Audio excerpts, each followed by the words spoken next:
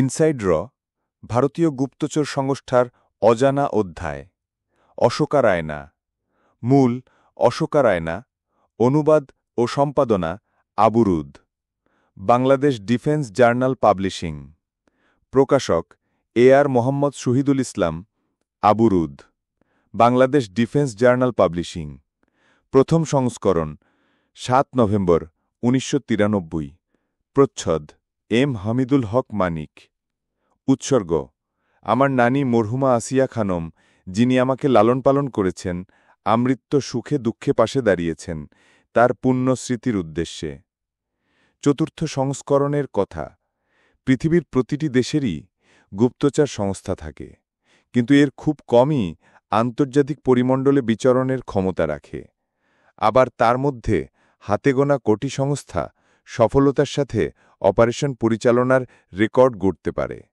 ভারতীয় গুপ্তচর সংস্থা র এমনই একটি প্রতিষ্ঠান আবার সব সাফল্যের মাঝে তাদের সবচেয়ে বড় অর্জন হচ্ছে ১৯৭১ সালে পরিচালিত অপারেশন বাংলাদেশ গুপ্তচর সংস্থা নিয়ে পৃথিবীতে অনেক বই প্রকাশিত হয়েছে ও হচ্ছে এর সবগুলোই পাঠকদের কাছে আকর্ষণীয় হিসেবে আদৃত কারণ গুপ্তচর বৃত্তির রহস্য ও অজানা কথা জানার আগ্রহ সকলেরই রয়েছে ভারতীয় সাংবাদিক অশোকা রায়নার লেখা ইনসাইড র ভারতীয় গুপ্তচর সংস্থার অজানা অধ্যায় এমনই একটি আকর্ষণীয় বই র এর ইতিহাস ও কর্মতৎপরতা নিয়ে এই বইটিই প্রথম প্রকাশিত দলিল আমি বইটি প্রথম অনুবাদ করি ১৯৯৩ সালে এর মাঝে এর ৩টি সংস্করণ প্রকাশিত হয়েছে তবে দীর্ঘদিন যাবৎ বইটির নতুন কোনো সংস্করণ প্রকাশিত হয়নি ভারতের বিখ্যাত প্রকাশনা সংস্থা বিকাশ পাবলিশিং হাউস প্রাইভেট লিমিটেড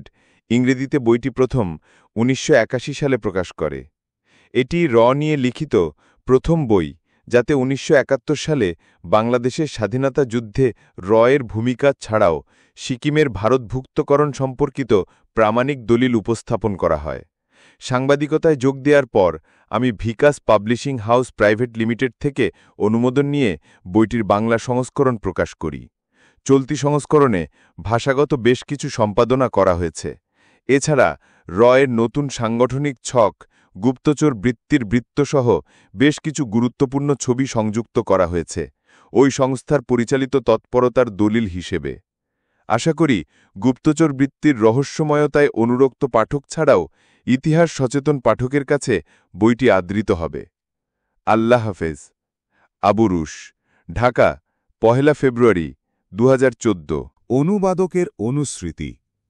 গুপ্তচর ও গুপ্তচর বৃত্তি নিয়ে আগ্রহ কম বেশি সবারই আছে বিখ্যাত জেমস বন্ড বা মাসুদ রানার ভক্ত এই দেশে বোধ করি কম নয় আমাদের দেশের প্রখ্যাত লেখক কাজী আনোয়ার হোসেন একমাত্র অপ্রতিদ্বন্দ্বী লেখক যিনি তার রচনায় গুপ্তচর বৃত্তি ও এসপাইনেজ নিয়ে বেশ কিছু লেখালেখি করেছেন ক্লান্তিময় একঘেয়ে জীবনে ক্ষণিকের জন্য কল্পজগতে ভেসে বেড়ানোর মধ্যে আছে এক ধরনের আলাদা রোমাঞ্চ তবে বাস্তবতার নিরিখা বলতে হয় এ সবই হচ্ছে স্পাই ফিকশন বা স্পাই থ্রিলার কিন্তু রিয়েল ওয়ার্ল্ড অফ স্পাইজ নয় প্রকৃত প্রস্তাবে ইন্টেলিজেন্স জগৎ একটি রূঢ় নিরামিষ নিরানন্দময় কর্মক্ষেত্র হিসেবে গুপ্তচর বৃত্তিতে নিয়োজিত পেশার লোকেদের কাছে পরিচিত সুপ্রিয় পাঠক এতে অবশ্য আপনারা যারা ইন্টেলিজেন্স নিয়ে পড়াশোনা করতে আগ্রহী তাদের অজানা জগৎ আবিষ্কারের মজা মোটেই ক্ষুণ্ণ হবার কোনো আশঙ্কা নেই বরং নিষিদ্ধ নেশায় বুঁদ হয়ে থাকার মোহেচ্ছন্নতা আছে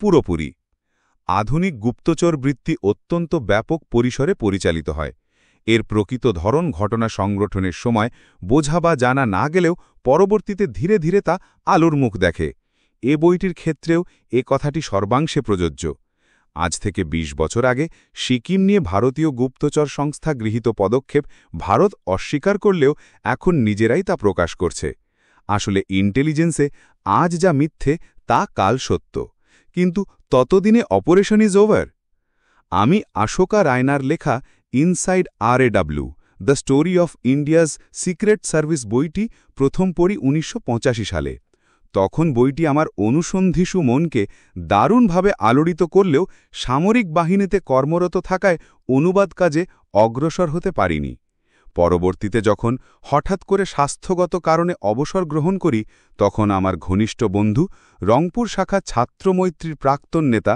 কাজী মাজিরুল ইসলাম লিটন আমাকে বইটি অনুবাদ করার জন্য বারবার তাগিদ দিয়ে এক প্রকার অস্থির করে তোলে। এরপর ঢাকায় চলে আসার পর দৈনিক সমাচারের সিনিয়র রিপোর্টার অগ্রজ প্রতিম খন্দকার গোলাম আজাদ বইটির তথ্যগত গুরুত্ব অনুধাবন করে আমাকে কোমর বেঁধে অনুবাদকর্ম শেষ করার জন্য অনুরোধ করেন।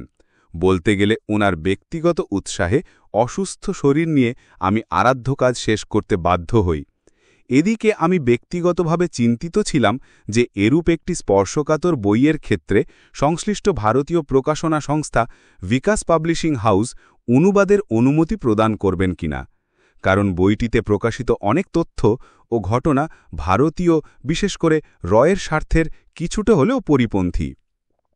কিন্তু আমাকে অবাক করে দিয়ে উক্ত প্রকাশনী সংস্থার ব্যবস্থাপনা পরিচালক MC চাওলা মাত্র 1 মাসের মধ্যে অনুদিত বাংলা সংস্করণ প্রকাশের অনুমতি প্রদান করেন, যা আমার কাছে ভারতের দীর্ঘদিনের গণতন্ত্র চর্চা ও অবাধ তথ্য প্রবাহের স্বাধীনতার প্রকৃষ্ট প্রমাণ বলে প্রতিভাত হয়েছে।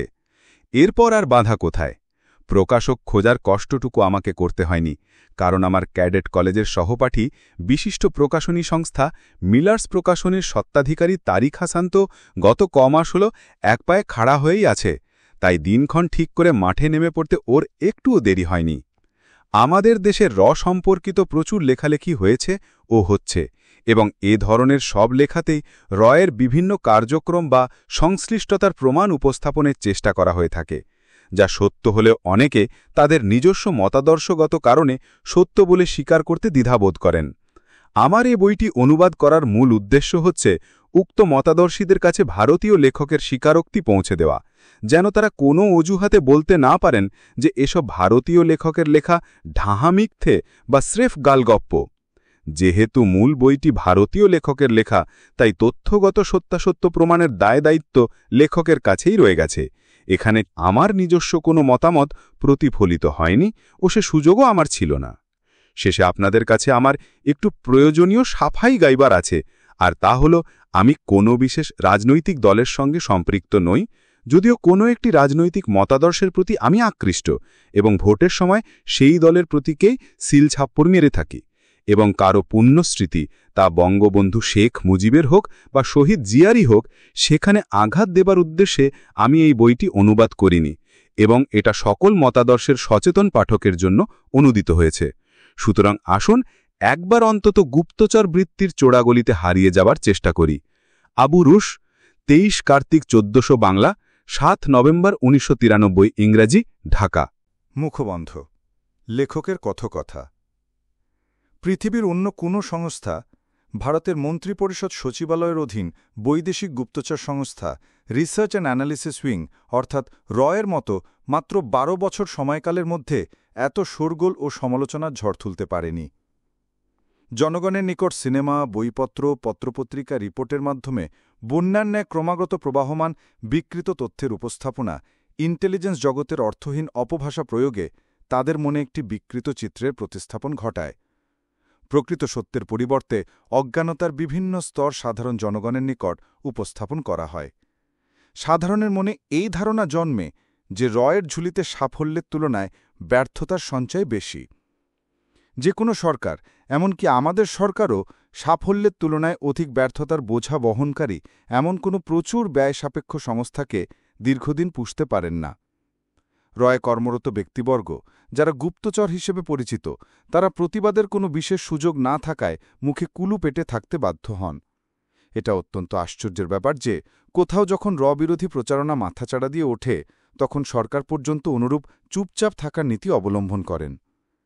তবে প্রথমবারের মতো 1980 সালের 9 জুলাই নয়াদিল্লিতে CIDর অর্থাৎ ক্রিমিনাল ইনভেস্টিগেশন ডিপার্টমেন্টের সম্মেলনের সমাপ্তি দিবসে প্রধানমন্ত্রী ইন্দিরা গান্ধী পূর্ববর্তী সরকার অর্থাৎ জনতা সরকার মোরারজি দেশাইয়ের আমলে রয়ের বিরুদ্ধে পরিচালিত কর্মকাণ্ডের প্রতি সকলের দৃষ্টি আকর্ষণ করেন এবং উল্লেখ করেন সংসদে এবং বাইরে একটি ভুল ধারণার জন্ম হয়েছে যে এ সংস্থা অর্থাৎ দেশের অভ্যন্তরীণ ব্যাপারে নাক গলাচ্ছে, কিন্তু প্রকৃতপক্ষে এ ধরনের গুজব সত্যের অপলাপ ছাড়ার কিছুই নয়।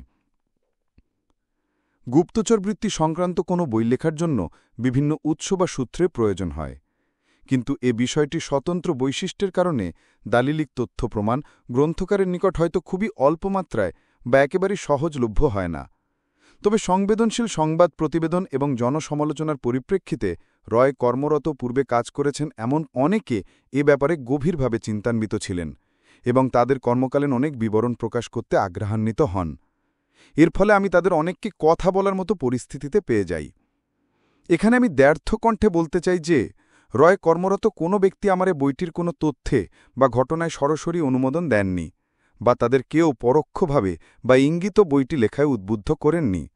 আসলে আমি যখন রয়ের সাবেক প্রধান আর.এন. কাউয়ের সাথে যোগাযোগ করি, তখন তিনি আমাকে বলেছিলেন এ বইটি কখনও লেখা উচিত নয়। অবশ্য ততদিনে বইটির প্রথম খসড়া তৈরি শেষে তা প্রকাশকের কাছে পাঠানো হয়ে গেছে। কাউ গুপ্তচর জগতে প্রাচীন প্রবাদ, যার যতটুকু জানা প্রয়োজন তার শুধু ওটুকুই জানা দরকার, এ নীতিবাক্যের উল্লেখ করে আমাকে নিরস্ত করার চেষ্টা করেন। বইটি লেখার প্রথম দিকে আমার বেশ কিছু বন্ধুবান্ধব আমাকে প্রশ্ন করেছিলেন আমি কিভাবে সম্পর্কে লিখতে পারি যেখানে আমি কখনো এই সংস্থায় কর্মরত ছিলাম না। যারা এভাবে চিন্তা করতেন তাদের কাছে আমার শুধু একটিই কথা বলার আছে। একজন সাংবাদিক যিনি যে কোনো বিষয়ে তথ্যানুসন্ধানী প্রতিবেদকই হন না কেন, তাকে কোনো বিষয়ে প্রতিবেদন লিখতে হলে তার তাই রূপ, পরিস্থিতি বা পরিবেশে অবস্থানের বাস্তব অভিজ্ঞতা থাকা একান্ত বাঞ্ছনীয়। যাই হোক, আমাকে প্রচুর তথ্য উপাত্ত সংগ্রহ, পর্যালোচনা ও পড়াশোনা করতে হয়েছে। আমি মনে করি এই বইয়ে যেসব তথ্য বা ঘটনাই সন্নিবেশিত থাকুক না কেন, তা ইতোমধ্যে অন্যপক্ষে জানা হয়ে গেছে। পাকিস্তানি ইন্টেলিজেন্স, চীনা ইন্টেলিজেন্স, মার্কিন CIA, British secret service SIS বা রাশিয়ান KGB এবং অন্যান্য দেশের ইন্টেলিজেন্স সংস্থায় বইয়ে উল্লিখিত ঘটনাপঞ্জি ভালোভাবে জানে এবং বর্ণিত এসব ঘটনা এর মধ্যে ঘটেও গেছে। সুতরাং ভারতীয় জনগণের এসব ব্যাপার-স্যাপার জানায় কোনো বাধা থাকা উচিত নয়, বরং এর যুক্তিসঙ্গত কোনো কারণও নেই। এখানে যা বিধৃত হয়েছে তা আমার ৩ বছরাধিক পরিশ্রমের ফসল। অবশ্য এর মধ্যে খণ্ড খণ্ডভাবে পত্রপত্রিকায় ছিটেপোটা কিছু লিখেছি। অনুমতি সাপেক্ষে কারো দেওয়া তথ্য ছাড়া যাদের নাম লেখনীর ধারাবাহিকতায় সংযোজিত হয়েছে তারা কোনো উপায়ে আমাকে স্বতঃস্ফূর্তভাবে কোনো তথ্য উপাত্ত সরবরাহ করেননি। ঘটনার সত্যতা নির্ধারণে অতীতে রয় কর্মরত এবং বর্তমানে কর্মরত কেউ কেউ বিশেষ ভূমিকা পালন করেছেন। তাদের নাম তদীয় ইচ্ছানুযায়ী প্রকাশ করা সম্ভব হল না। আমি তাদের প্রতি একান্ত কৃতজ্ঞ। তাদের বছরের পর বছর অচেতনভাবে বর্ণিত ঘটনাপঞ্জির সাহায্য ছাড়া কল্পিত ঘটনা ও বাস্তবের মধ্যে সীমারেখা টেনে সম্পর্কিত পরিপূর্ণ তথ্য উপস্থাপন করা সম্ভব ছিল না। এ কথা নির্দ্বিধায় বলা যায় যে রয়ের কার্যকলাপ নিয়ে এটি একটি পরিপূর্ণ বই এবং সম্ভবত এখানে উল্লেখিত ঘটনাসমূহের বর্ণনার বাইরে এ সংক্রান্ত নতুন কিছু যোগ করার নেই, এবং তা করলেও সত্যের অপলাপই মাত্র হবে। তবে আমি দাবি করছি না যে এ সবই সর্বাংশে সত্য এবং নিখুঁত। যখন আমি বিভিন্ন অপারেশনের বর্ণনা দিয়েছি তখন অনেক ক্ষেত্রে ঘটনা বর্ণনায় এবং এর সাথে সংশ্লিষ্টদের নাম পরিবর্তন করেছি মাত্র। কিছু কিছু ঘটনা উল্লেখ করায় অনেকেই আমার শত্রুতে পরিণত হতে পারেন বলে কাউকে ব্যক্তিগত আঘাত দেওয়া আমার উদ্দেশ্য নয়। আমি শুধুমাত্র রয়ের প্রয়োজনটিকেই ভেবেছি। এ বইয়ে বর্ণিত বিষয়াবলী আমার নিজস্ব সংগ্রহ। বেনামী ব্যক্তির গৃহীত সাক্ষাৎকার, সংবাদপত্রের রিপোর্ট, সাময়িকী এবং বই পুস্তক থেকে নেওয়া হয়েছে। আমি স্বনামে এবং বেনামে উল্লেখিত সকলের এবং প্রকাশকের কাছে তাদের সহযোগিতার জন্য বিশেষভাবে কৃতজ্ঞ। অনেকেই সাক্ষাৎকার গ্রহণ এবং তথ্য সংগ্রহে সহৃদয় সাহায্যের হাত বাড়িয়ে দিয়েছেন। আমি বিশেষ করে মিসেস লাউল, যিনি পাণ্ডুলিপিটি পড়ে দিয়েছেন, এবং আমার পিতা লেফটেন্যান্ট কর্নেল BL রায়না, যিনি গুরুত্বপূর্ণ উপদেশ দিয়ে আমাকে ধন্য করেছেন, তাদের আন্তরিক ধন্যবাদ জানাই। সবশেষে আমার স্ত্রী নীরা, যে এই বিষয়টিকে পুরোপুরি সতীনের মতো মনে করেও যথেষ্ট শ্রম দিয়েছে, এবং 2 পুত্র রজত ও রাজীব, যারা হইহট্টগাল না করে আমার কাজে ব্যাঘাত ঘটায়নি, তাদের কথাও এখানে স্মরণ করতে হয়। যখন বইয়ের সব কাজ শেষ হল তখন 10 বছর বয়সী রাজভী তার এক বন্ধুকে ব্যাখ্যা করে বলছিল, আমার আব্বার রনি একটি বই লিখেছে, এটা গুপ্তচরদের গল্প নিয়ে লেখা, যা বড়রা বুঝতে পারে না। উনি তাদের বোঝাতে চাচ্ছেন ব্যাপারটা কি। আমি মনে করি না এর চেয়ে বেশি ভালোভাবে অন্য কিছু বলার আর প্রয়োজন আছে। অশোক রায়না, নয়াদিল্লি।